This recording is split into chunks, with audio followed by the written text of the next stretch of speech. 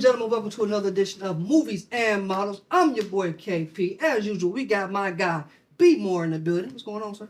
I'm being consistent this year. Okay. That's like my thing. So I keep showing up. Yeah. And then like good things will happen. Oh, that makes sense. That's what they tell me at least. Who told you that? They. Well, you know, hey, I like that.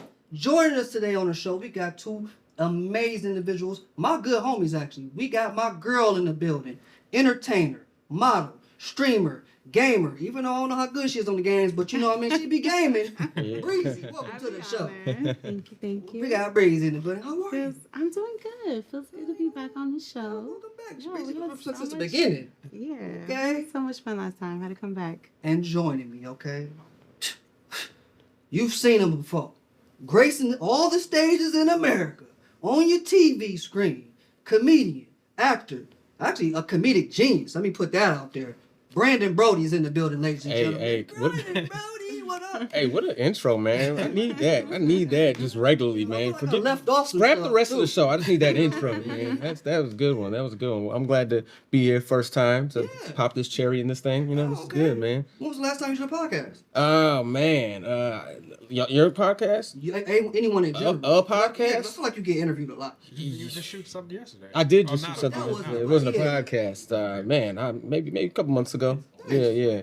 Because there's so many podcasts, It's a lot. and it's a little saturated. So I can't do everyone's podcast, and I Yeah. feel like I'm getting bored of telling my own story. Yeah, but more people need to hear your story. That's true, You know but what I mean? but not everyone has this illustrious studio like you guys have, and I'm tired of being in someone's kitchen.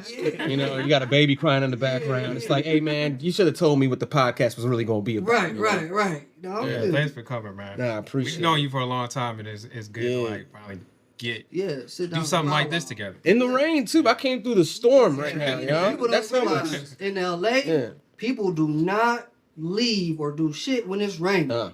Okay, it's They like cancel it. it's a chore to get them out the crib. Yeah, the camera guys just left. Yeah, look, they done. They gotta get back. I like to open up with a couple icebreaker questions. We're gonna keep them quick. Okay, so real quick, Brody. World is ending. What's the last movie you watching? World is ending. The last movie I'm watching.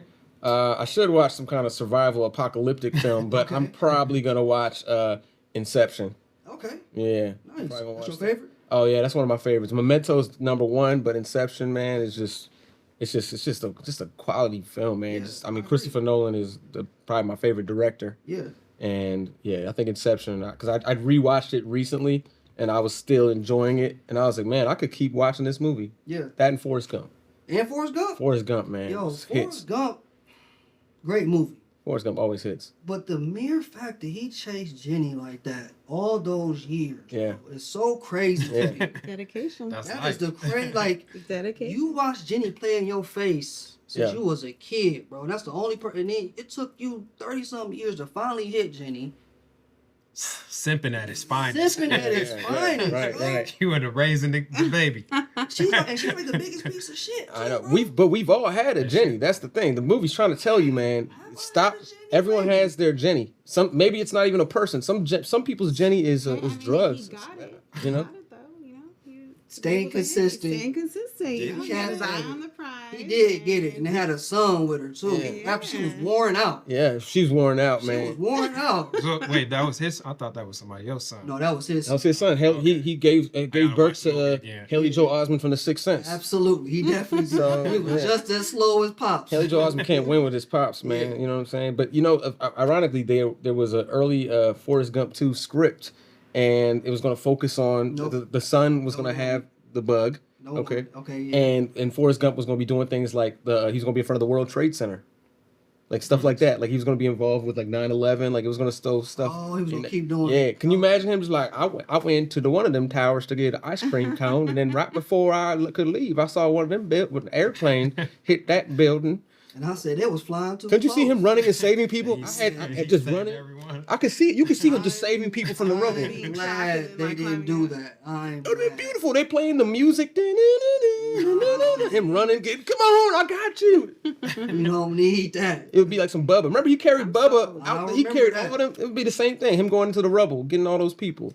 Don't do Lieutenant it. Dan. Just wouldn't hit the same. Yeah. Another Lieutenant Dan, his legs just chopped off in the rubble, man. Yeah. Good now too. Breezy, what's yours? Last movie. Oh, that's a hard question. I would say something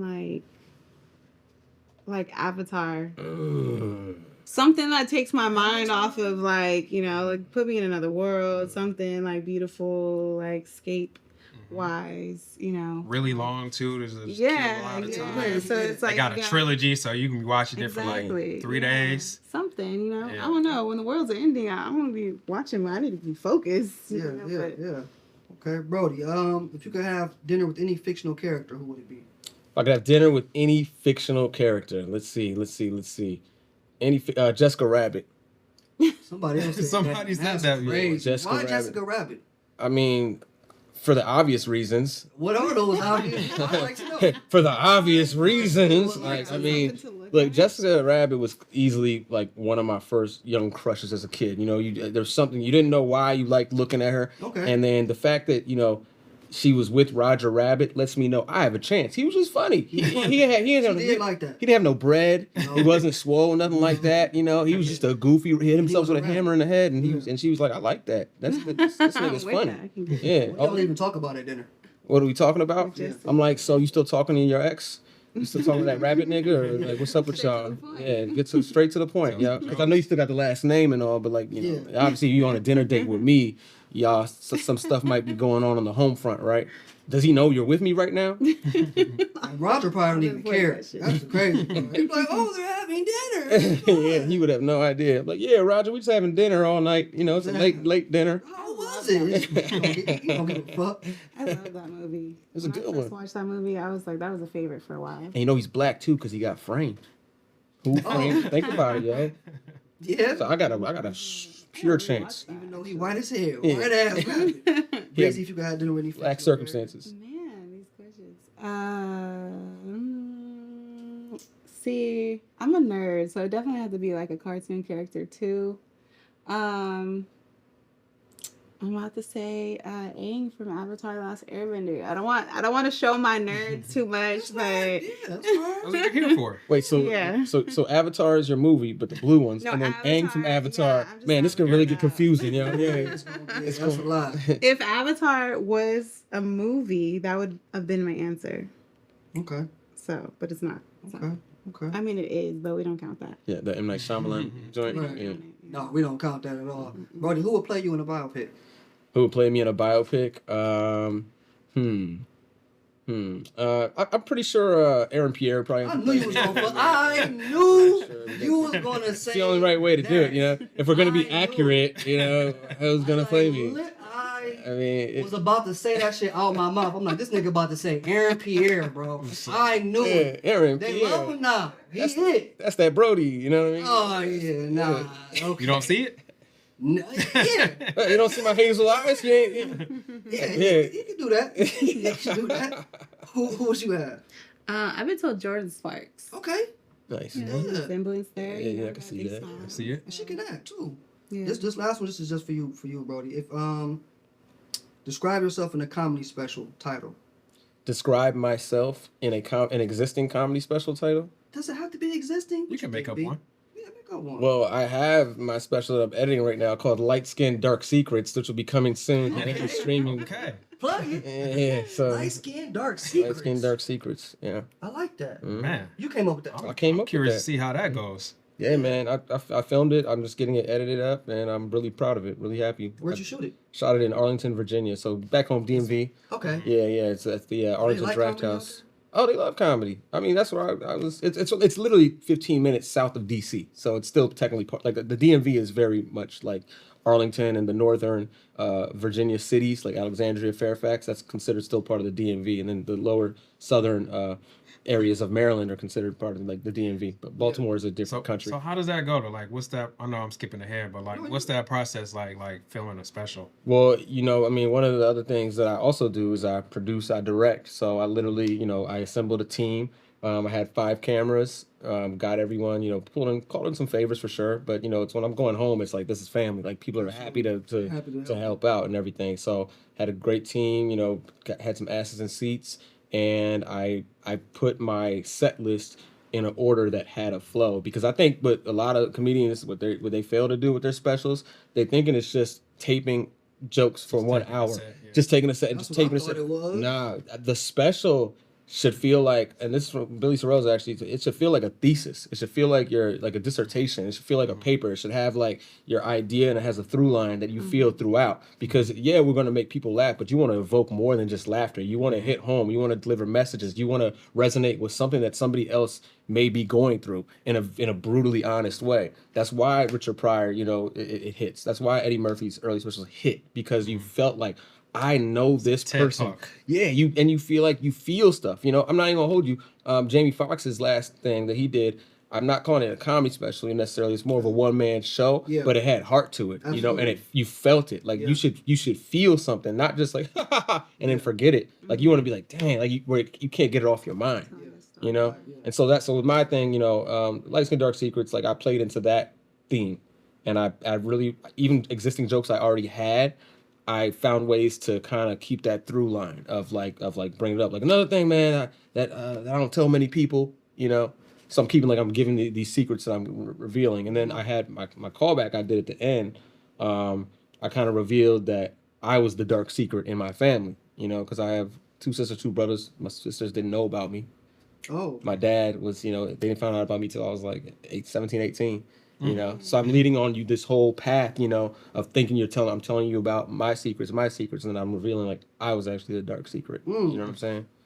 So and that feels like a full movie. No, you know what I mean? sure. And that's how I think your special you should put extra detail into intention. I mean, the next one I do, I'll probably be going on the journey of my father passed in November of 23. And I don't think I know I haven't completely recovered or healed from that. So I want to definitely dive into that, whatever that journey is, whatever that story is. I'm really talking about, being a father myself, having my father, and just fatherhood in general. Absolutely. Do you think because as a stand-up comedian, which is why I never wanted to attempt that, because I don't it's a craft. I don't consider myself a comedian. And I think nowadays a lot of people take that lightly, and you see a lot of influencers who do sketch comedy or things of that magnitude try out their luck at stand-up thinking anyone can do it. Do you feel people don't take it as serious? Do you think people nowadays are more so, I see this person do it, I can do that too? I think there is a little bit of that. I mean, but I also do see some influencers that really take it very seriously, really respect the craft. They're showing up at the comedy clubs. They've humbled themselves to the art and becoming a student in this thing that they're not as successful in as their social media. And I love when I see that. Comedy's a game. It doesn't matter how old you are. You can get in whenever you want, because you're always going to have a point of view that is good, that can be respected. I don't care if you're 85 years old or 15 years old. I think everyone has a valid point of view on this world that we live in. And any influencer that gets into it, it's okay to get into it, but take it serious. Respect it. Do the reading. And if you don't respect it, it's gonna humble you. It's gonna show you, because there's comedians that have been able to accrue a mass following, and then they go to these comedy clubs, and you hear I've heard oh, the show was terrible, it was lame, they weren't funny. Like who? There's a few people.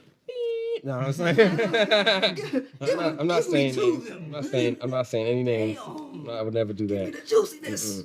Aaron Pierre. Oh, not playing. He ain't. No. Have you?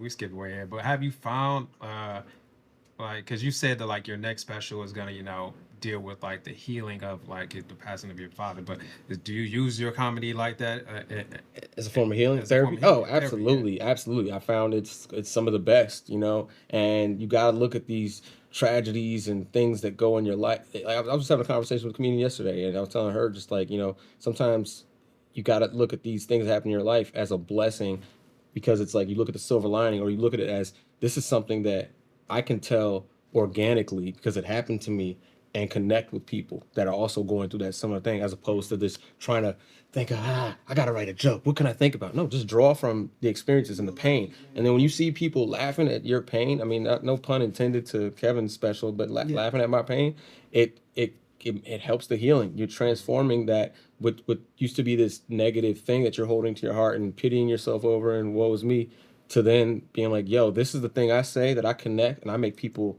laugh their asses off, you know, and that feels amazing. Yeah. I would say that I found a lot of fulfillment in people's response to my content, saying that like, oh, it helped them. You know? Yeah, no, certainly. And I'm sure, you know, you guys probably experienced a lot of that during the pandemic. When people were locked in, they had to be home. They were watching our, you know, we're always going to be doing content regardless. But we're not even thinking about like, you know, because it's helping people through these things, you know. But I think after the pandemic, it made me look at it in a different way. Like, this isn't just about me. Yeah. You know, we have a bigger responsibility to serve as others. At Yeah. times. Yeah. You got a favorite stand-up comedian? I love comedy. I love to laugh. Like, I think it's the best medicine. Favorite comedian? You about to say Amy Schumer? I did like Amy Schumer though. I'm not like I really liked her show. Key and Peele. Yeah, I love that show. Yeah, that show's good. Kevin Hart, loved him back in the day. Back in the day. I mean, I still love him, but like you Yeah, know, I was more on him back in the day. Okay. Wayans brothers. Just Marlon. Marlon. You talking about stand-up? Marlon for sure. Yeah. And then there's one more in there. Of a Wayans. No, Okay, I'm blanking. It's okay. Wait, don't. Brandon Broady. Yeah, that one. Yeah, Brandon Broady. Don't see him special. Yeah, this guy. Up in a little bit, but let me bring it back. You know, movies and models. Our big thing here is, you know, we like to talk TV, film, things of that magnitude. That's what we care about. That's what we love here. One question I want to ask y'all: what was the last movie you seen in theaters? Brave New World, Captain America, Brave New World. Thoughts? Yeah. You know, I think that can we give spoilers? Yeah, It's been out so long. Spoilers coming. Spoilers coming. If you don't want Brave New World spoiled, I like the fast disclaimer. forward. I'll go like this when I'm done spoiling shit. All right, I'm muted. But I couldn't understand. Y'all seen it, obviously, right? I haven't. You Brandon haven't don't seen want it? to see I it. haven't. Are you okay with me I'm aware spoiling? for it to come on Disney I didn't Plus like or that Hulk whatever. was red. But no, can't there's a get thing, there's a reason, and that's okay. There's a Red Hulk. The thing that pissed me off, and it makes no sense. Why didn't he take the serum? Just take the serum. Stop having this more like. He wants to be what can you call? You want to be Batman? He wants to be more grounded, more for the everyday people. Yeah, Oh, so they want to give him the serum. He can take it anytime. He just chooses not to. he just Captain take. America. Yeah, just why he need to take a little super soldier because how are you even like I can't believe that your little Falcon wings are gonna protect you from a Hulk. You know what I'm saying? They had the Wakanda tech on it. That wasn't my issue. My issue with it, well, first of all, was besides the writing, was that the villain, as smart as he was, Oh God. spent 10 years thinking of revenge. His revenge, his whole thing was, I want to expose how bad the president is. Right. That was his shit. Yeah. I need y'all to see how trash Harrison Ford is as a president. It took them 30 minutes to expose Bill Clinton. You know what I'm saying? Yeah. All they do is find a fucking dress in Harrison Ford's motherfucking. That shit was so you know, I'm like, sure you what? can get his dick sucked That's in there. what you want to do? Yeah. That's it? So it was No, it political. was a storyline. You could have considered getting a hat, you know, because he had a brain out and Trash, everything. It was too. disgusting. His brain was exposed. Like, spend that 10 years making a hat line. You okay? You Make could some have changed headway. pop out and could have fixed your shit. Breezy, that's the thing you seen in the theater. The Issa Rae, one of them days. days. Saw That was that too. funny. That was good. fun. It was funny. It's fun. I got a bunch of my girls. We all went to go see it. Yeah. And I think we already know favorite genres are comedy for Mm-hmm. y'all too, right? Yeah, I think so. Yeah. Oh, she likes I like nerd. everything. She likes nerd superhero movies. Yeah, I like cartoon. But Nah, I like action. I think too. That's a close second. I like action, like John Wick. So you don't go see Equalizer, Ballerina? Ballerina. Oh, you don't like John Wick then? It's the spinoff of John Wick. See, I'm not in the know. This is what I have you for. This is what I watch your shit. Yeah, You tell me Ballerina's where getting ready to come out. It's about, remember, like John Wick, and through all of them, it was, you know, he would go see the one lady who owns the Ballerina, like the, you know, that whole like group and corporation or whatever. And so the spinoff is following her name, Ana de Amo, so I think it's her name or whatever. She's like the lead. Follow her story. And John Wick makes an appearance. It's like a prequel. no, I didn't know that. I didn't know that either. That's pretty Have cool. you seen all John Wicks? I've seen about 4 of them, I believe. Isn't there like a 5th? Is there John Wick 5? Those 4. There's 4? Yeah. So maybe I have seen all 4 of them. Yeah. It's just so funny. It's hard to remember which happens in which The which. difference. Yeah. Yeah, because they start to bleed together. After his dog died in the first one, Yeah. I can't tell you what happened in the other three. I just know it's constant. Kicking I know as soon as it starts, it doesn't stop. Doesn't He doesn't stop. stop fighting. He's throwing his sunglasses at someone. It's like a continuous. It is like one long continuous movie, bro. Yeah. Like, it doesn't like after just a couple days kind of thing. Like, Seriously. it don't really stop. I love it. It though. doesn't stop. I like man. when it just Yeah. like straight to the point action. Yeah. It's not much talking. Like It's there's, not much there's like, That talking. first I one, like- that first one really is not. yeah, No talking at it's all. like 30 words in that thing. Yeah, you know? especially with Keanu, he really don't say much. You don't have to. You know what I mean? Yeah, Brandon, take us on into Hollywood hot seat. Hollywood hot seat. Mhm. We need like a graphic to come Do on the need screen one. or something like that. I love Yeah. it.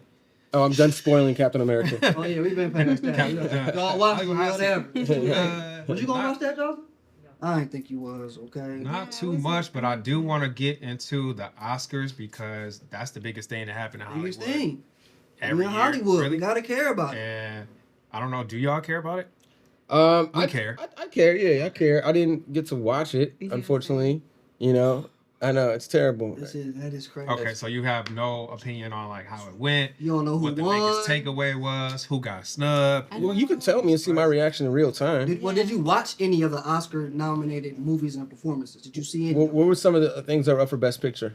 Honora. Nora won Best Picture. Yep, Honora, The Brutalist. She also won Best Wicked, Actress. Substance. The Brutalist, Substance, yeah. Yeah, so I did not see Okay. any of those. I saw the performances. Uh, You didn't see any of those What- either. what did Hey, you did see you this watch year those? that you thought was pretty good? I don't know you ain't watched none of them movies either, huh? What movie? Any of the ones that were nominated? Oh yeah, Honora, Emilia First one. Perez, Amelia Perez, trash. That was the The Brutalist, worst. Wicked. Y'all saw that. Wicked was nominated for Best Picture? Sure was. Yeah. You saw that? No, I didn't see it. Oh, my- But I get it. I get it. Yeah. You know, I she's heard a lot of green. great things about that's it. why. Ariana Grande Yeah. Yeah. is not. Did You she know, not? they're trying to. It's like a prequel to Wizard of Oz in a sense, All right? right, we'll give y'all the quick like rundown of what happened at the Oscars. Okay. Ariana Grande and Cynthia opened up with their song from Wicked. Amazing. They did Come on, an come on, amazing masterpiece. number, Nice. and they blew the crowd away with their vocal. Blew me away. They're two of Talent. the best Wow. singers I feel like we have And- right now. What else? What else? And so, what else happened? I just wanted to say, hot take from the Oscars: Cynthia destroys Ariana Grande, and I don't know how I feel about that anymore. Like I don't. It's surprising because I never expected that. We just didn't know that Cynthia could sing like that. But like for her to just be like when they sing side by side. She's like She's able to- cooking Ariana Grande, which doesn't make sense to me because Ariana Grande is like up there She's with like the great, greatest yeah. ever. Yeah. I So, actually got the yeah. joy of seeing her in on Broadway. She was Cynthia? that was the first time I watched her sing live. She did The Color Purple. Yeah. Mm. Oh wow. And that See, was I- Great I've for never seen Cynthia, it. I've but never just seen for it. Ariana, it just like took her out of those conversations that I would normally put her in. Like, oh, Mariah, Whitney, Ariana, right in those conversations. Yeah. Not so much anymore. Wow. Damn, that's So crazy. hot take for me, Ariana. I don't know, like skinny Ariana can't blow as much. Moving on, Conan O'Brien hosted the Oscars. Yeah, I did hear that, and I saw one of his. I think I saw a couple clips of his Drake jokes. joke? You Yeah, saw the that? Drake one. Yeah. Is it overkill now? Absolutely. It's too much now. 100%. I don't like it. I'm like over it. I'm a Drake. I I'm a even Drake. kinda I'm a Drake Keep it going. fan. At this point, I think Kendrick is Keep even the party over going. it. Yeah, He's like, Kendrick's like, Like, Kendrick gotta be over it, bro. Like y'all not He's like, doing, y'all okay. don't do that to nobody else. They doing that shit because they see that we like it so much. Yeah, And it it's overhyped. garners so much They attention. found a gimmick to Yeah, like. they found. You know what I'm saying? Like, I just feel chill. like certain things is like one community catches on late. They kind of caught on late and like we over it, but it's like they just now figured out that this was the, it's this is a hot, big thing. 'cause the Like, Super we've Bowl, been making yeah. this joke for Yeah. a year. Since the summertime, bro. Now- Summer, bro. Since And summer. now white folks figured out that this is the thing. You know, It was so on that- SNL that's too. all. Yeah, that SNL one was funny though. That was The That's Conan all. joke I was love like, Will bro, Ferrell. come on. That's what I'm But see, saying. but as a comedian, We are over it because we've been doing it for the last 8 months. They just now started. Yeah. true. So it's and new let to me them. as a stand-up comedian like Conan is that where you know when something's hot like that, you know you have to seize that kind of joke for that attention? Is that something you would do if you were hosting the Oscars? Based not for my own pleasure because I know it's late, but because I know that the audience is so late, and because the Super Bowl just happened, so it is on a lot of people's minds. So it is kind of current to be talking, to have some kind of Kendrick comment, you And know. I feel like how he said it too. He kind of saying what we said is like, oh, okay, now let's insert a Kendrick or a Paul Drake. He was like, this is the time where kind of like Kendrick comes up, Paul Drake a pedophile. Yeah, Y'all keep calling my man that. Other thing is Conan is reading off of teleprompter. He did not write those He jokes. didn't write. A black dude came out on Twitter and was like, yo, the Oscars tried, I wrote that joke. Oscars wanted me originally to remove it. And thank you for not removing it because it worked. He said that. He came out. It worked. They loved it. Who wrote? You gotta think. You gotta think of the majority who's watching that is not us. So they loved it. It's a joke that we're over. Mitch. It's not funny to us anymore. I'll find it in a second. And plus, you're a Drake fan, so it's just a different. I am a Drake fan, but I think at some point too, it's like, come on, y'all, just come on, let my man live. You know what I mean? He's gonna make a comeback. He lost a little weight. You know, he's looking good. Like he's gonna make a comeback. He never left. His album #1 right now. What's up? He's in the cut. He's kind of cut for a minute. He's took a break. Kendrick's album is still #1. They just No, #1 on R&B. Have you heard it? I've heard snippets of it. I mean, honestly, Drake has got it's like I'm already fighting for my life being light skinned. You know what I'm saying? So like that's the writer, Skylar Higley. Oh, Skylar Higley. Okay, I don't know that person. I know so, Mitch Marshall. So my other thing with the whole Conan thing is I'm hot take today, okay? Conan has never been funny to me like that. And I just feel like he's one of those comedians that like relies on the writers a lot, and it doesn't like for hosting the Oscars. I know like they got writers that write all these jokes or whatever, but a lot of the people that host it also infuse their own style and their own character into that, and they might pick somebody, they might roast on somebody in the audience, or you could tell like that's kind of their own like influence on the whole production of it. Just so you don't like Conan O'Brien? You don't think he's funny? I don't like. Did you ever watch? I think that like maybe you ever watch his show? Jimmy Kimmel should host it, Nope, or they don't like Jimmy. Kevin Hart, like or Jimmy. Dave Hart, Chappelle. He tried to play him. Remember, he tried to hit him with that. Somebody funnier. Dave would be too real. He'd be too much. Yeah, so they love Dave. They let him host SNL, and I could see him host. I could see him hosting the Grammys or something like that. Well, I think like Conan. I mean, on the early Conan, what was so funny about him is that he's self-deprecating. He would always talk about how bad his show is, and he'd be like, "I'm sure anyone the two people that are watching this show right now, you know, he would acknowledge like." You know, just like him, like he didn't take himself seriously. Yeah. So I think maybe for the Oscars and him hosting that moment, he's not necessarily allowed to make those types of self-deprecating jokes. You know, and I'm gonna go watch it, but I'm sure if he's saying things like, to anyone that still watches the Oscars, you know, if he's saying jokes like that, then I think that's more in his lane of who he is. You know, if he's not saying stuff like that, then yeah, you're seeing writers that are preparing stuff. Yeah, it was a lot of like I could tell it was just writers, and it was missing something like in the hosting of the show. It was missing something. I'm like, maybe they should let Adam Sandler or Jimmy Kimmel or somebody. I saw that clip where Adam basketball Sandler was shorts wearing, on. like, Yeah, I was like, this would be great if just good, Adam huh? Sandler did the whole thing. Yeah. You know, Who black could host it? Who would you want to see that was black that host the Oscars? Kevin Hart, Kevin Hart Dave is Chappelle. funny. Dave Chappelle can't. He too raw. We don't want that rawness. Yeah, they do. At They this do. point, our president is raw, so you know, rawness. Let me see who else could do it. Brody, you don't got nobody in mind? I mean, I'm trying not to say myself, but you know what I mean. Like, 'cause that's what I would love to host the Oscars. You know? Well, I bet. Yeah, that's What would be your opening joke?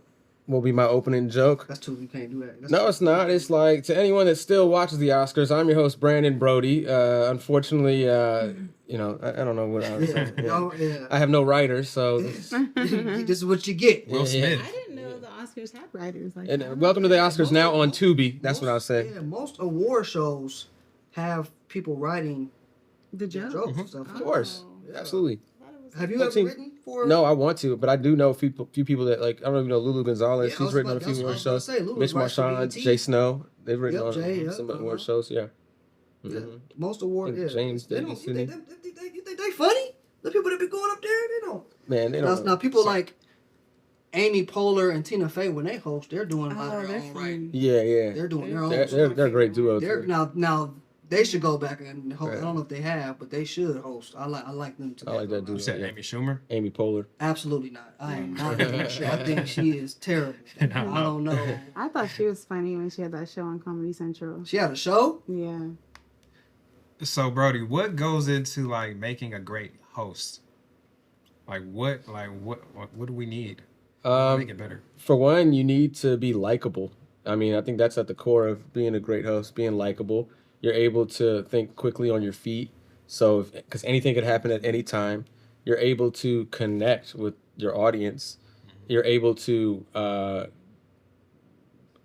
I guess it's being. I mean, there's so much, but it's like you're able to actually deliver the message in a way that people can understand. Because there's certain words, even in comedy, there's certain words they're called plosives that just sound funnier. A plosive, it's like a heavy P sounds, K sounds, D sounds.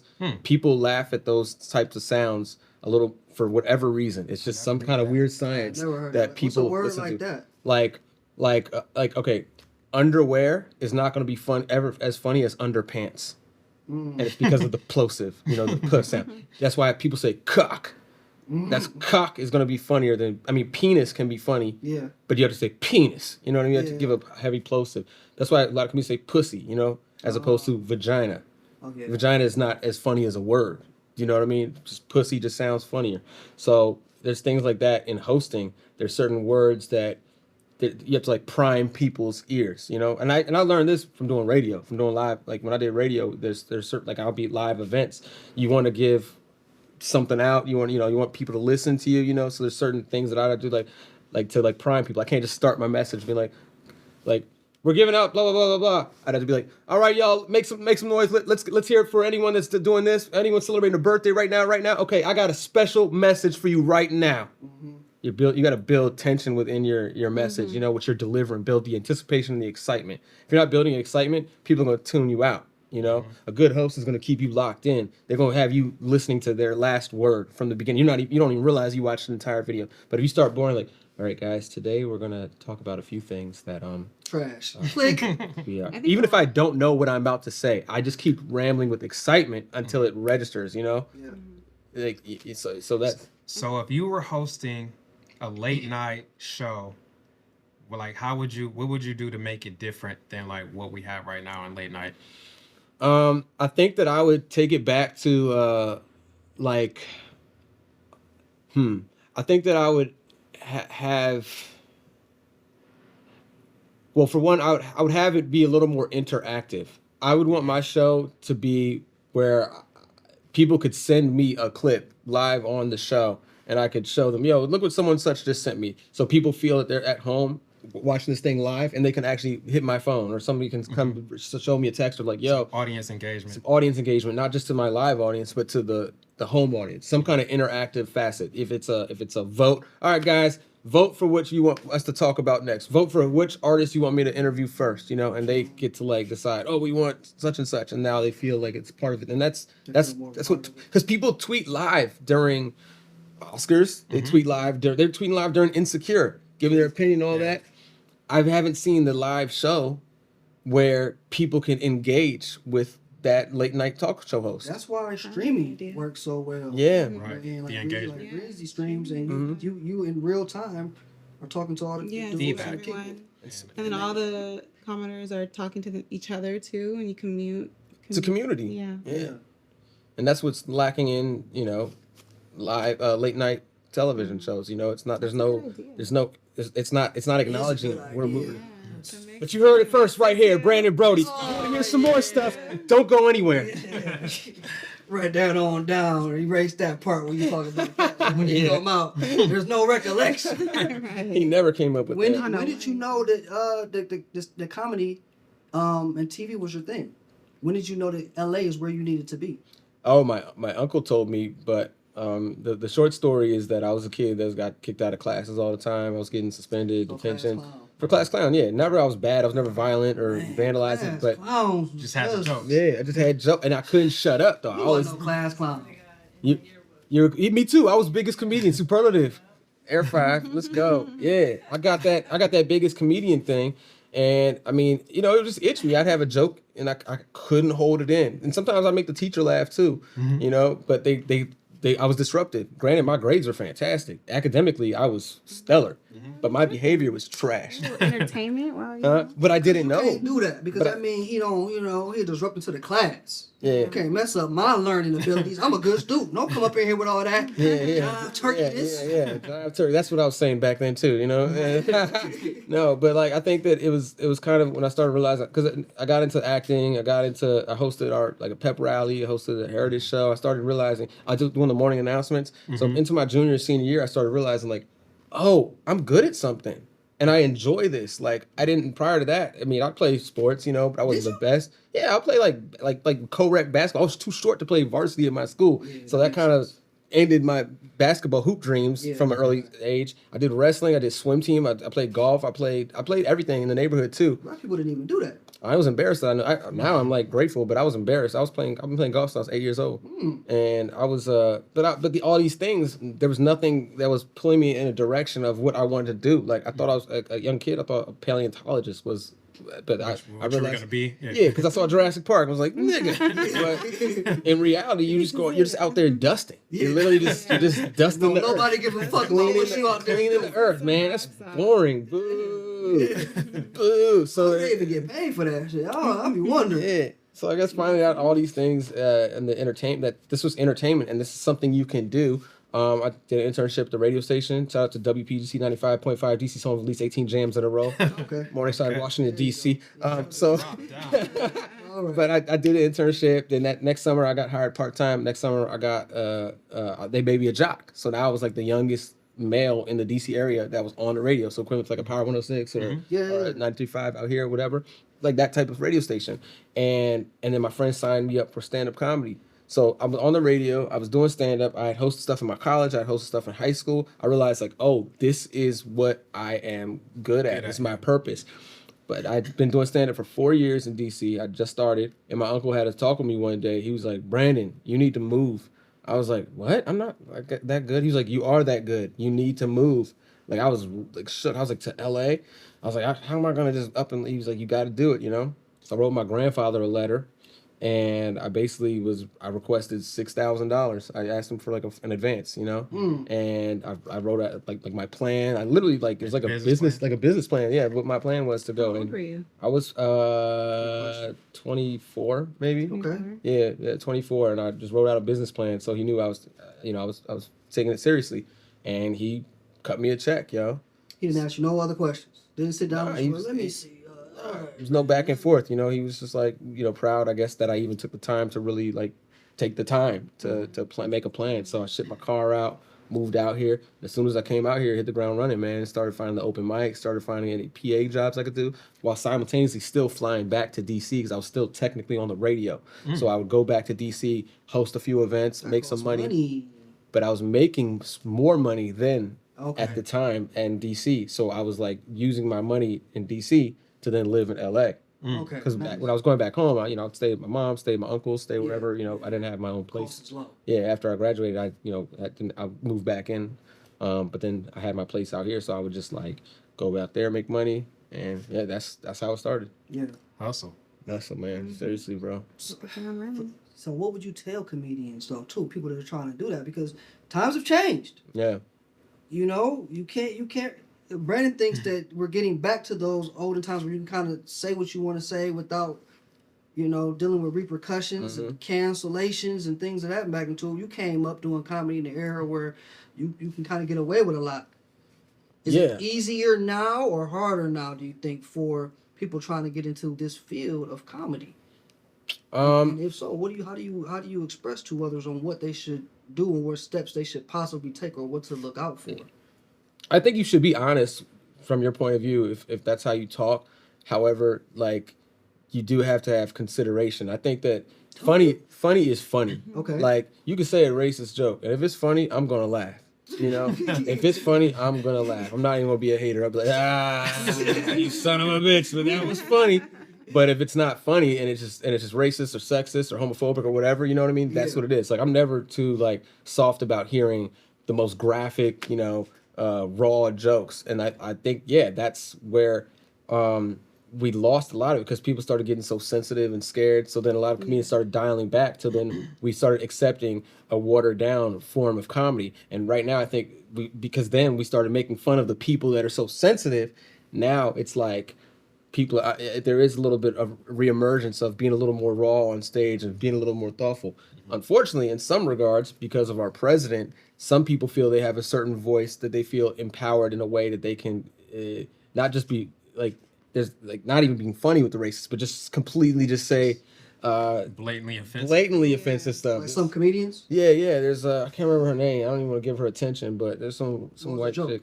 She put on a tweet or something like it was about Kendrick or something, and it was showing a clip, and she put niggerification at its finest. Some white girl said that on her tweet. Okay, it wasn't even a joke. It's a sheer shock factor that people are. That's what they're going for. They're going for Which shock we factor. talked Yeah. about on a couple episodes, people do a lot of stuff for clout and shock value, and it doesn't even garners the attention that they want, but it doesn't. It doesn't do anything. It's not pushing the. I mean, everyone's trying to be viral. Everybody is trying. I think that's what they do with being ratchet too. Like they think like if I'm doing the loudest, most ratchet thing, I'm gonna be talked about for being so crazy, so outrageous. Not cool. And it's like, I'm not good with names. Yes, you are. But a lot of people like Tokyo Tony. She does that a lot. Like she just like she just throws stuff out there, and you can just tell she's making stuff up. And that's where we are now. That's the name of the game. Because there's nothing to talk about. Even both of y'all, how do y'all feel in that realm? Because there's a lot of people becoming popular, famous, recognition, put on whatever, with no talent, but because of certain shot clout things that they're doing. Oh, I remember taking certain opportunities. Like Cooking with Kaya has a VH1 show. Does she? Yes. Good for her. Just because she's shaking her thing, like good for her. She's not. I'm not hating on her because I the grind is the grind. If you get it, she put the video out. She got what she got from it. She didn't even be doing that much, which is so crazy. She doesn't, and she doesn't even know how to cook. She just follows recipes online to just. Oh, okay, now you hate. That's cooking. That's cooking. No, I know, but like anybody can do that. It's very That's easy. cooking, right? That just goes to show, you got an idea, put it out. Yeah. Like, what was you about to say, brother? I was just gonna say it can get frustrating when you feel like you're just working so hard and trying to grind so hard for this attention that deems and dictates our careers now, and then someone can have a viral moment and say these nuts, and then be or shake their ass, and then now it's like a whole I'm like damn, like I can't tell you how many times I thought, like, maybe I should just do an OnlyFans. Maybe I should just do one video, get it out there, leak my own shit, and just to see, just to have some buzz around me. And they're like, now that I got your attention, take a look off my dick. Let's look. Right. That's what happens, though. That's what works. Yeah, 2025. the Kim Kardashian formula, It worked. She wasn't the first. I always say Marilyn Monroe was the first. That used to be Brandy's brother. Now people be like, "Yo, Ray J's sister." Yeah, I heard that for the first time, like maybe 2 weeks ago. I was like, Ray J's sister. Ray J has two. You about to go on tour? Ray J has 2 songs, bro. Sexy Can I? And One Wish. If I had one wish, Hit it first. He can't sing that no more. He can't be out here singing. Those are his songs. You just said he has 2 songs. Okay, so he got Ray J had a R&B career that was solid for that at that moment in time. Yeah, I think like that's what Ray J known was the for thing. originally. Yeah, he has some good songs. I just named all 3. Yeah. But he had he's not like an R&B artist, but at that moment in time he was. But at this point now, is he more known and recognized just because of all the shit he does for clout? Like a lot of individuals Definitely now? Are we only checking for Ray J when he does crazy shit? But he tries too. You see how he Ray J, acts. so I can't participate in this. Oh my God! Come on. Well, he's intentional. He's smart. He does. He's Yeah, smart. Yeah, he's smart. He's smart. I don't knock Like the him for glasses that at thing all. was the funniest. Like that was the funny. He said these are unbreakable. They cannot break. They're indestructible. I promise Dude you, broke him in his face I don't care. and just looked at him. I don't care. I didn't even see that. I think he's funny. I think he's like understands the marketing of his whole thing. I think he's a businessman. He's had glasses. He's had business for sure. he's had hoverboards or whatever, motorbikes or whatever. Like He he's got a gets it, yeah. network. He gets it, and I think that like we should like of course, there's a lot of extra that comes along with that, Yeah. but a lot of that is his marketing tactic, and you can't be mad I at think it. the blueprint is different. I think it's a mesh of everything. Like you have to have some authenticity to carry you to heights. I feel like when you're doing the clout thing, you get a little recognition, but it kind of dies off really quickly. So I feel like it's a combination of like being authentic and also doing things that puts yourself out there a little bit, like a little bit of both. Like who is someone you think has a good mix of that? Someone who I think is amazing right now is Doechii. Do you Oh, know Okay, Doechii. but she has real talent. She has real talent, yeah. That's But real she's talent. authentic. I love her She's authenticity. not doing like And the that's clout somebody marketing. and she's going high. Like she's reaching the stars because she's so authentic. She's not in the clout market. Someone who is like a little bit of both is like Bad baby. I think anybody who's on I just saw. stream. I saw, and this was like, see, this is where I'm sorry to interrupt.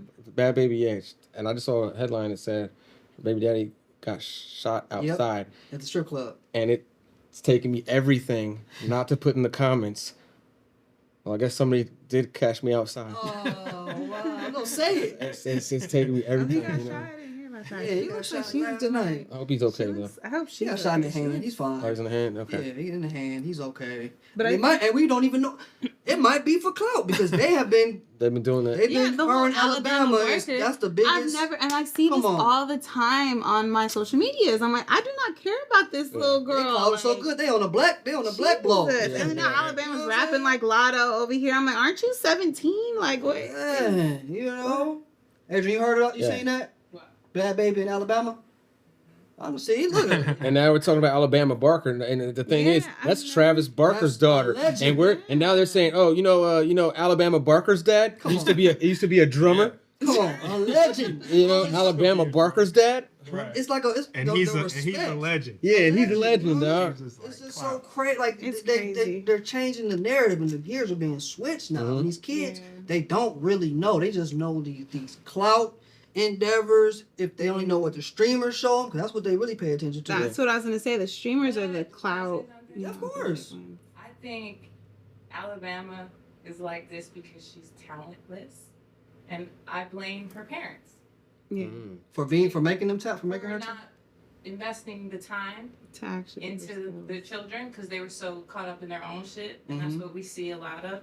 But then you see a LeBron James, their kids don't gotta work for nothing, and their two sons are doing their thing. They're going He's crazy. investing They work hard, yeah. time, Yeah. energy. Mama's not out here doing the most. Alabama's mom. Let's talk about her. Okay. Let's talk about Travis Barker. Now he's with the Kardashians. It's like they're the clout chasers actually. Mm. What And about the what about kids Bad have Baby? learned to do the same thing without any talent. Mm-hmm. What about Bad Baby, the original clout? Bad Right? baby, She she. started on the Dr. Phil, right? Yeah. And so She made I 75 can't even million. be mad at her, honestly. 75 She took her million. 15 minutes of but she fame. actually her song's actually good. Her song is, I think, This Bad is Baby do slap. because Bad Baby's been making music longer. It's kind of this is like on brand for her for Alabama. It's not really on brand for her. I think someone Right. wrote She just came Alabama out of song. Someone Somebody write Bad Baby wrote. songs too. Oh, You yeah. thought she write her? Did Somebody she write write every, that shit? somebody writes everybody's songs, Yeah, that's but, true. but Bad Baby, she's really from a place where this is who she is. This is who she's Been like always Yeah. been. And Alabama was like, you Alabama's came up. Calabasas, You came up like- with Travis Barker as your pops, and you Yeah. been in the limelight. How Just are not you really this like way? that. You just Yeah. don't really talk like you talk on this Yeah. album like Bad Baby. This is how she is. Like you know. It This is looks like authentically Alabama's her. putting on an outfit like, okay, I want to be Lotto today. I want to be, you know, like, and Bad Baby Brandon, is like, you have a son. Mm-hmm. 10-year-old. This 10. Mm-hmm. Oh, yeah, grown. Just turned How 10. do Grown man. you And it's not navigate? grown. Yeah, he's what- at work right now. What they're right. How do you navigate what they consume? You know what I mean? And how Yeah. do you lead this 10-year-old in this time frame? Well, there's No, those products. I Brandon. never thought it's funny. Like you know how like our parents didn't understand parental controls. We knew they existed, but we didn't want our parents to know about parental controls because I know they exist.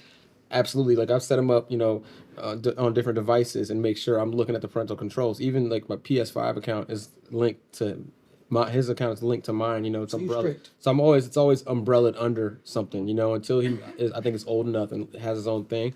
But he is that age. Like I knew sex was 10. You know, And he's coming into the age where it's going. I was talking to somebody the other day. Like, I'm gonna have to have that talk. My dad was honest with me, and I don't see the problem in being honest with him. In a careful way. I'm not gonna speak about it. In a disrespectful way, but really in a like science based way almost. How humans are created. A mom and a dad come together, and then they share chemicals, and then it produces a child. Okay. You know what I mean? That's what you would say? That's what I would say. I ain't gonna say like, hey, That's so birds and the bees, you go to, 2025. I ain't gonna say, you go to the club, you know what I'm saying? You have one too many tequilas, and then you throw it in raw dog, son. You throw it in, you throw the condom on the ground. Oh, wow. Yeah, and spit on her back. Oh, yeah. So she thinks you already Nah, nutted. you I'm got not gonna some say it more like there. that. Okay. I'm not gonna say it like The that. chemicals. Yeah. So, Chemical exchange. but take us through like, okay, you moved out to LA, and then you've been on BET, you've been on 106, you've been on Clash Slits, you've been on Crash Leaks, yeah. Nickelodeon or whatever. Like, how did you, get to those levels of like, oh, now I'm booking things that I've dreamed of? That was I mean a true right place the right time, but preparation though. Preparation meaning the opportunity. For BT stuff, I had been doing a bunch with hotnewhiphop.com, and this one woman found me from some of my content. I just went a year straight. I was doing man on the street stuff, hard with hot new hip hop. Yeah, I think y'all probably remember when I was doing that. But I would do like you used to produce stuff for, was it World Star too? It was What the Funny. With the funny. I With did the stuff funny. Yeah. with the funny. Yeah, It took their Vine from like 1,000 to 100,000 in like a few months. Me, John, a team of us, and so I got some recognition from some woman in New York. She was casting for like some BET shows, and so she's like, "Would you like come out for an audition?" So I auditioned for a few of the shows, and one of the shows was 106 in Park to be a correspondent, like literally do my man on the street stuff for them. But it was for the first thing I did was a Purge Anarchy was coming out. They wanted me to do the press junket or do the activation and like go through and do this thing. So they literally had 106 and then Bow Wow and whoever cut to me, and now we got a Purge activation. So they good to that. So I did good with that, and they asked me, they said, hey, if Bow Wow is ever out or unable to do you think you would be willing to host the main show, in his place? I said, let me think. Yes. Yeah. So sure enough, like maybe I'd say within a month, he was out of town for a good amount of time. So I would go fill in for him, and then that 106 in Park thing led to, I hosted some other things, top 10 moments of the BT experience. I did that with Drea and 7th Streeter. And then that led to me writing on this show called The Experiment. They were basically removing 106 in Park, and they were going to bring this new show that was going to be their new flagship show. It was going to come on about 5 o'clock Eastern time, and it's going to be their new thing. And I came on that show as a writer. There's going to be this young kid, named Vince Swan. It was actually, shout out to Vince, he's on the Miss Pat show now. Okay, nice. But he was going to be the host. And I think they started kind of looking at what he'd done. He was still younger in the game. Maybe he wasn't as seasoned, I guess, at that time, So they were just kind of scrambling, like, oh, we think we need to change the format of the show. So they asked me to screen test. So I screen tested, and then I knocked it out the park because my showrunner was like, Brody, why didn't you tell me you already hosted shows? Why didn't you tell me? And I was You're like, supposed to know. You're supposed to know. I was like, I came here as a writer. I stay in my lane. I work the job that I'm hired for, right? And I don't try to cause any disruptions or I play where God places me. That's where I remain, right? So then I screen tested, got the show, and so then from that show, I went to a holiday party that year, and I ran into. So the show's off now, Experiment's off. Yeah. But I went to this Christmas holiday party, and I met this one dude, and he was like a sports agent. And we were just chopping up about sports, cracking jokes, and nothing really major. I just told him lightly what I did. Had no idea who he was. Little did I know, he took my information down. He then found my reel online, sent it to this showrunner for this new show that was going to be on Nickelodeon. The showrunner sent it up the pipeline to the Nickelodeon executives, and they were like, yeah. And so he called me back. He's like, hey, man, I know I didn't ask your permission, but I sent your information. The Nick execs love you. They want you to come in for a screen test for this new show called Crash Leaks. He said, it's your job to lose. They already are locked in with you. They just want to figure out which of the female co-hosts you pair well with. And then it's going to be you. So I found out this guy was a sports agent, and he was one of the guys he was repping was Rob Gronkowski. Yeah. And so I'm like, who else is gonna do? Yeah, it's gonna be you, Rob Gronkowski, and they're trying to figure out what girl it's gonna be. So I went in, did Wow. that became Crash Leaks, Mm-hmm. and what an amazing opportunity! Like Yeah, we did 3 seasons of that. By the 3rd season, Gronk had to do real football stuff. Football. His other job, He had to go his get side, started. his little side hustle. Yeah, his little side hustle. He had to go play that real quick. Yeah. So then they had the brilliant idea to then bring in a live audience of kids. So that we had a huge like bleachers full of kids, which was amazing. And because the energy was just different now. Because prior to that, we'd had like a few people there. Yeah. Then we had and I was able to invite my people that had kids, and their kids could come, and like you'd see the pans at the start of the show, all these kids cheering. It felt so nostalgic to what Nickelodeon was to me. And I think one of the most beautiful moments. I know I'm jumping all over the place, but one of the most beautiful moments. We love it. I remember the 3rd season they let me have people wearing a shade with the heads on the side and braids. I was rocking that hairstyle, and I remember these little black kids came in and they were like we had the same hair, and I was like, this is dope, yo. It's representation. They could see someone, that looked like them in a true way, and I'm grateful to the Nick execs and everyone that let me wear my hair like that for the 3rd season. And then we had just all these celebrity athletes at that point, just guests. So it was Stevie and I, my female co-host Stevie Nelson, her and I, and then we'd have these other hosts come in, and it let us really shine because now they're the fish out of water, as opposed to prior to earlier seasons.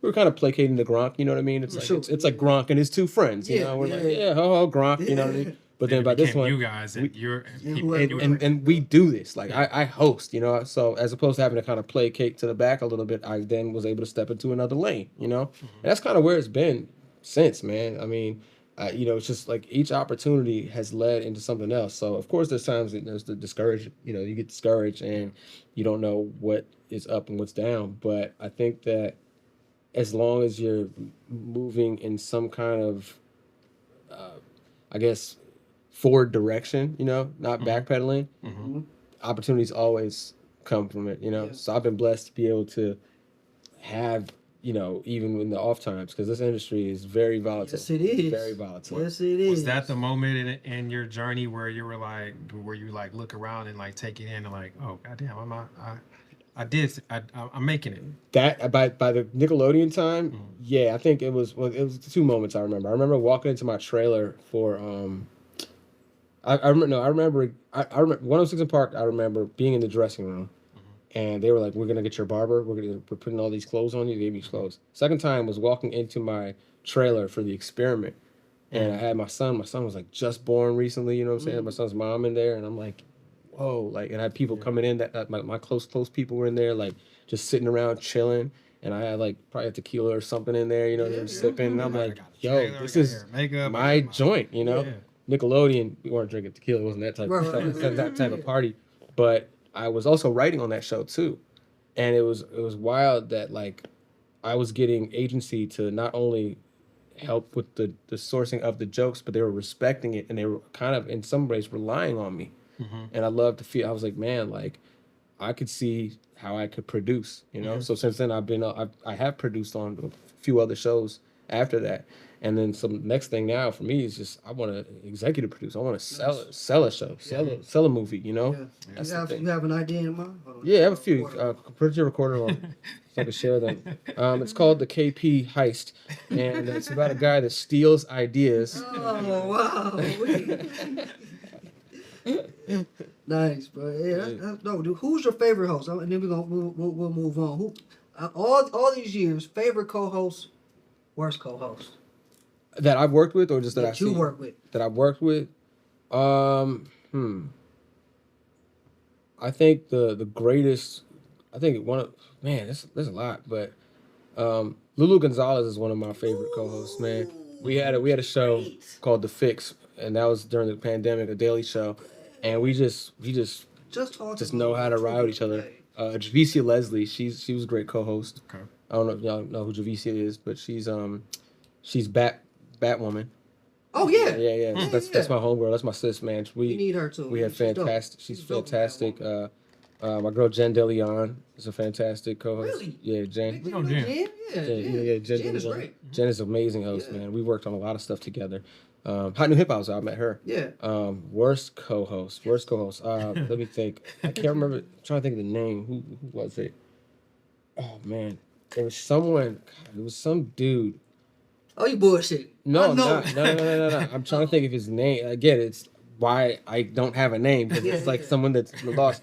But was stepping on all my lines, was not funny. What was like, show? I was hosting some event, and I remember I think it was like an awards show or something like that. Yeah. And he was just stepping on all my lines and just terrible, you know. Like so that's what makes a bad host. Is just yeah, like, man. It's like not it's a chemistry knowing, thing, but just it like is a not chemistry. knowing what Let certain jokes ride, you know. Let certain jokes, you know, like help me set up, you know.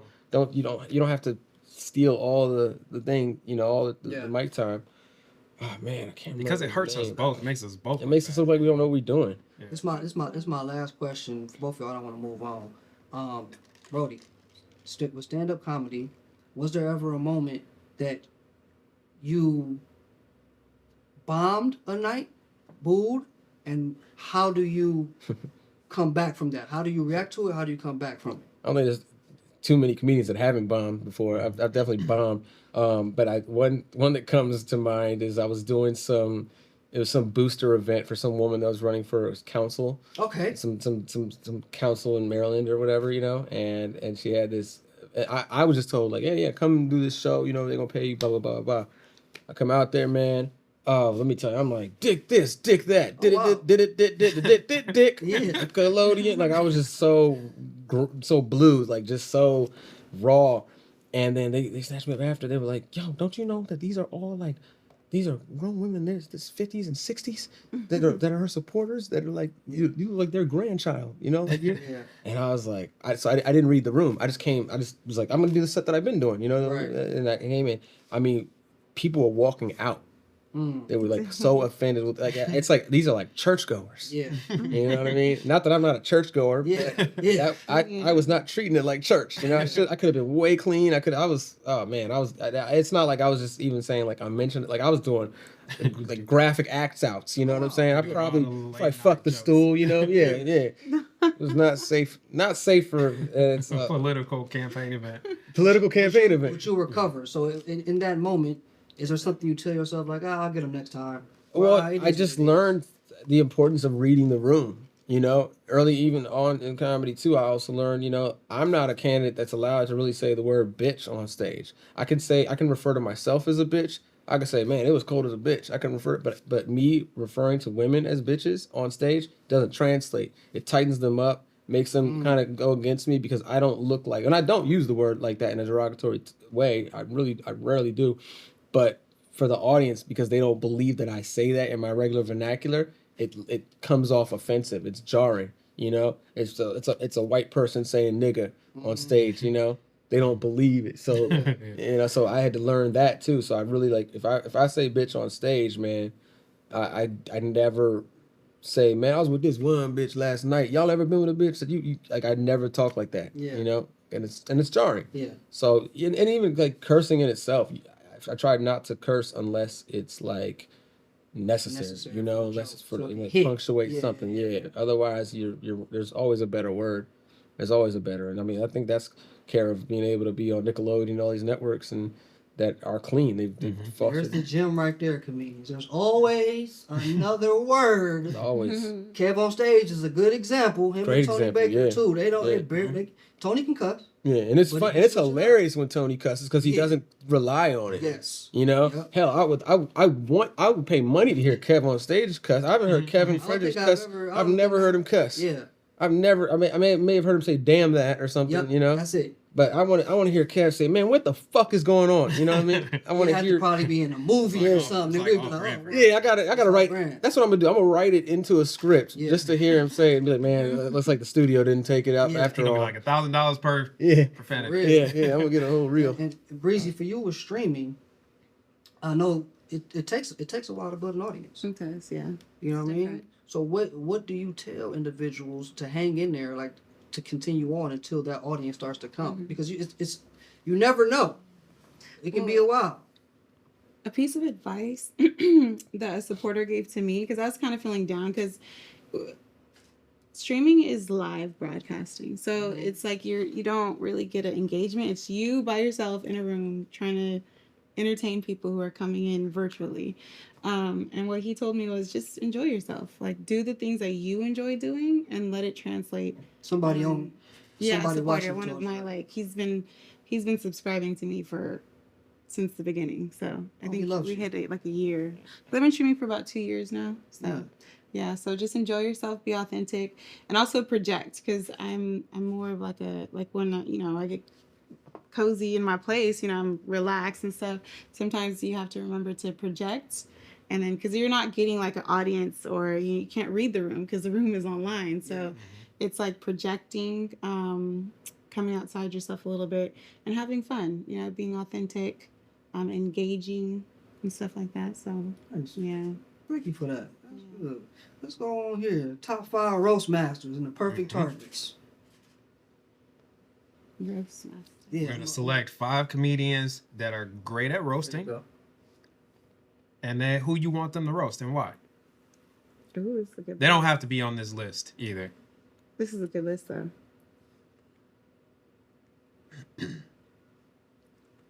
We should have put Brody on this list. Cause you host, you've done roast with Yeah, yeah. I've been with them for many years. I actually just have a new video for the latest iteration called "Roast Me Elimination," which was so fun because we had to roast each other kind of seated like this. Yeah. But if you laugh, you get kicked out. So it's like that was a challenge. I ended up laughing at my own joke. Out of here. Yeah, and got out. Kevin Hart is a good roaster. Okay. Yeah. Who would you put him against?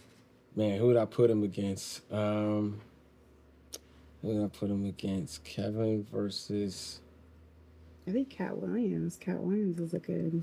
the little guy I off. feel like Cat Williams was like. 2 little guys, just Cat Williams and I Kevin. think he would beat everybody. I don't think Cat would beat everybody. I think Cat Williams is pretty quick with it. A lot of comedians are though.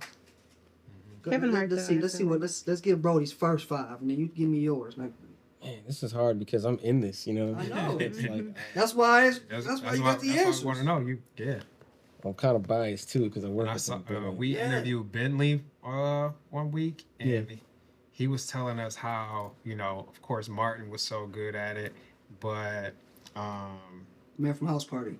yeah, Robin Harris. Robin Harris, yes. He was like Robin Harris was the best at roasting, and he could kill anybody. He would beat kill everybody. Martin, Robin Cat, Harris. everybody. I would want to see a battle Robin Harris versus Robin Williams.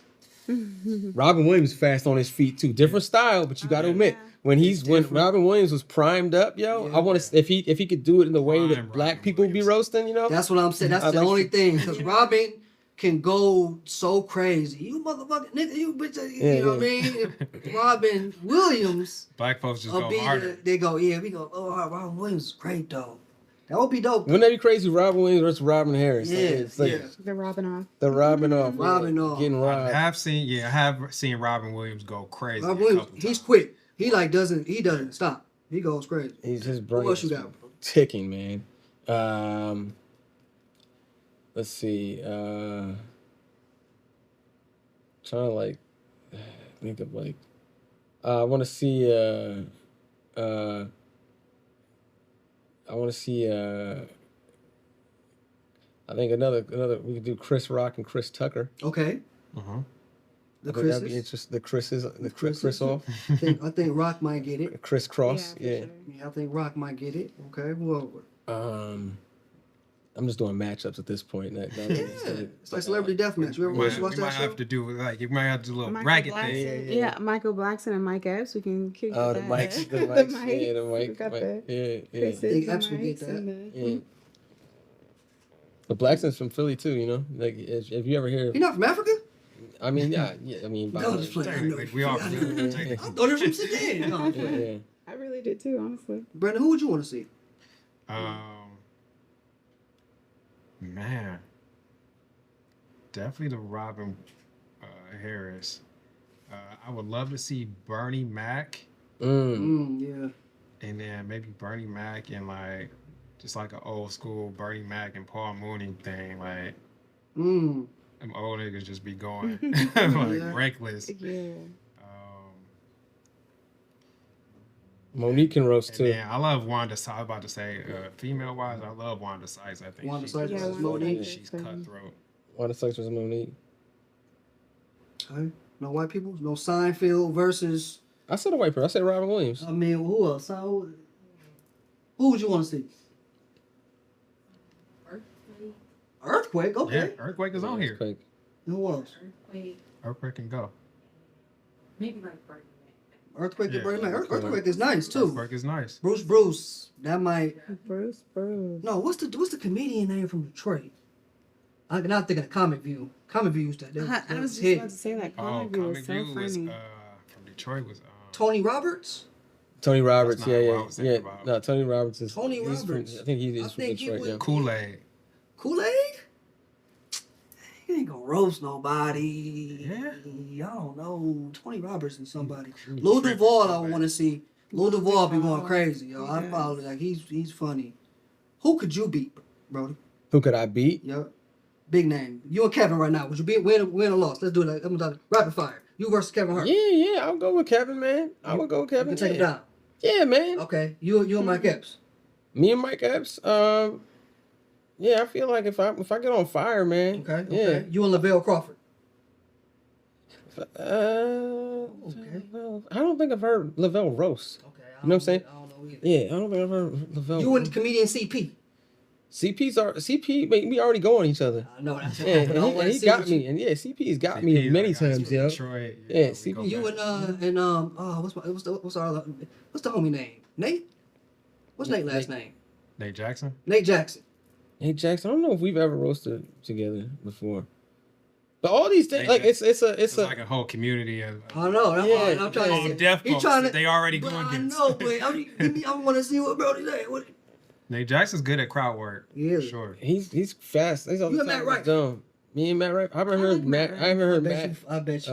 roast like that, but he is Matt's fast. Like everyone you're saying, it's like it's not even saying like it's not even like it's like how do I say it? Like these are all fun matchups. You know what I mean? Like I would have genuine fun, and I think that even us like roasting is in that regard.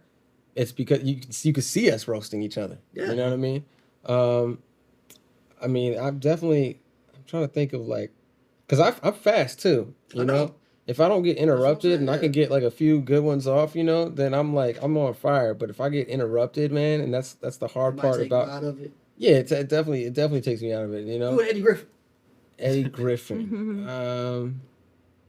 I'm not gonna say anybody's gonna just win. I'm not just gonna say that. Nobody's gonna just destroy Yeah, I'm not just gonna sit there and just take it. You know what I'm saying? Roasting Like is a sport, I have though. deference and respect. Yeah, and that's what it is. Yeah, I see what you're trying to say. Freestyling is a sport. Mhm. Yeah.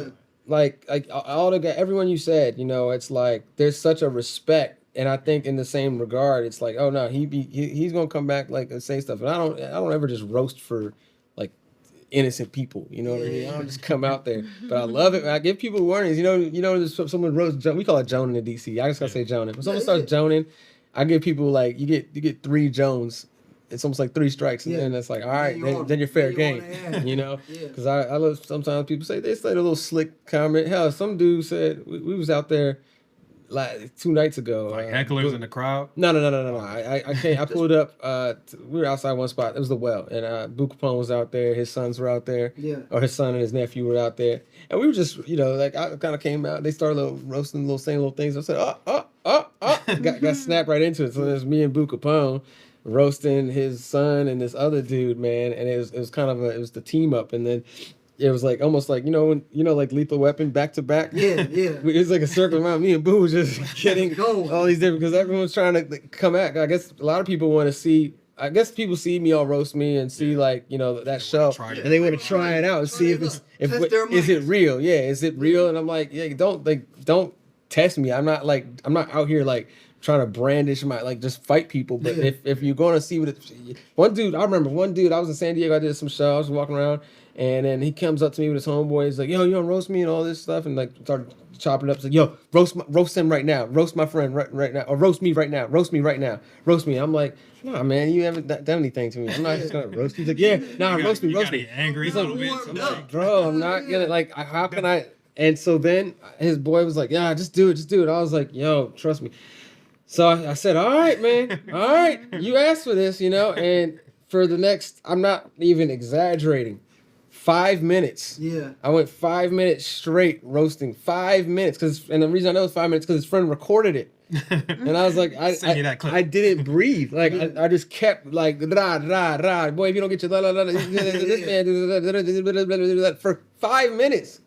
Like, that was just 15 seconds. He loved and it was rapid fire. Yeah, he loved it. And his boy was like, damn near like, oh, I can't even hang with this nigga no more. Like, he's destroyed him so bad. I'm embarrassed to be walking around with this nigga in this outfit. Like fans, they want to test you guys. They want to see. They want to see you do what they've been seeing you do on the screen. And And it just sucks because it's like sometimes it's like, yo, man, I'm with my girl, man. Come on, man. Come on, man. Like, hey, don't take me out of this. The best roast are when people don't like each other. You know what I'm saying? And that's why it's kind of like they have to almost offend you to make you be like, all right, here we go. You asked for it. Yeah. You gotta have a little little extra motivation. Chin check, like, okay. Like in basketball, like the best games is like, oh, these two teams hate each other. I want to see the matchup. Yeah. Well, Brandon, let us know what's coming up next, where everybody can find you. When is this airing? Next week on Monday. Next Monday. Next Monday. Okay. So let me just see. You gotta see what's going on. Yeah, check your schedule. Seriously. Boomtown. I got.